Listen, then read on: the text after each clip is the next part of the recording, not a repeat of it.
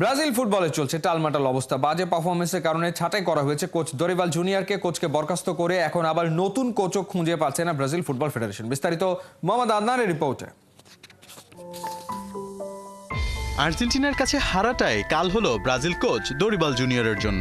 অনেকে বলছেন যদি ফাইট করে হারতো তাও মানা যেত, কিন্তু 5 বারের বিশ্ব চ্যাম্পিয়নদের হাতে যে হারিকেন ধরিয়ে দিয়েছে আর্জেন্টাইনরা। ব্রাজিল কোচের কোনো সঠিক পরিকল্পনাই চোখে পড়েনি, তাই বারবার ব্যর্থ দরিবালকে টাটা গুড বাই বলে দিল ব্রাজিল ফুটবল ফেডারেশন। 2024 সালের জানুয়ারিতে ব্রাজিলের কোচ হিসেবে দায়িত্ব গ্রহণ করেন দরিবাল। সেলেসাও ডাগআউটে তার শুরুটা ছিল দারুণ ইতিবাচক। ওয়েম্বলিতে ইংল্যান্ডকে 1-0 গোলে হারিয়ে ব্রাজিলের কোচ হিসেবে নিজের যাত্রা শুরু করেন তিনি। তবে দ্রুতই ফুরিয়ে যায় দরিবাল জাদু। একের পর এক ব্যর্থ হতে থাকে তার স্ট্র্যাটেজি।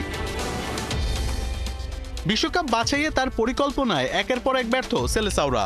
জয় তো পরের কথা, নিজেদের নান্দনিক ফুটবল খেলাটাই যেন ভুলে গেছে তারা। কোপা আমেরিকায় কোয়ার্টার ফাইনাল থেকে বিদায় বেশ সমালোচনার মুখে ফেলে দরিবালকে।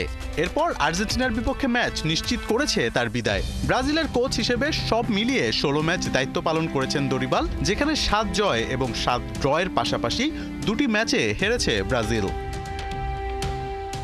এদিকে দরিবালের বিদায়ের পর এখন ব্রাজিলের সম্ভাব্য কোচ হিসেবে জোরে সোরে শোনা যাচ্ছে রিয়াল মাদ্রিদের ইতালিয়ান কোচ কার্লো আনচেলোত্তির নাম। পাশাপাশি বিকল্প হিসেবে আছেন পর্তুগিজ কোচ হোর্হে জেসুসও।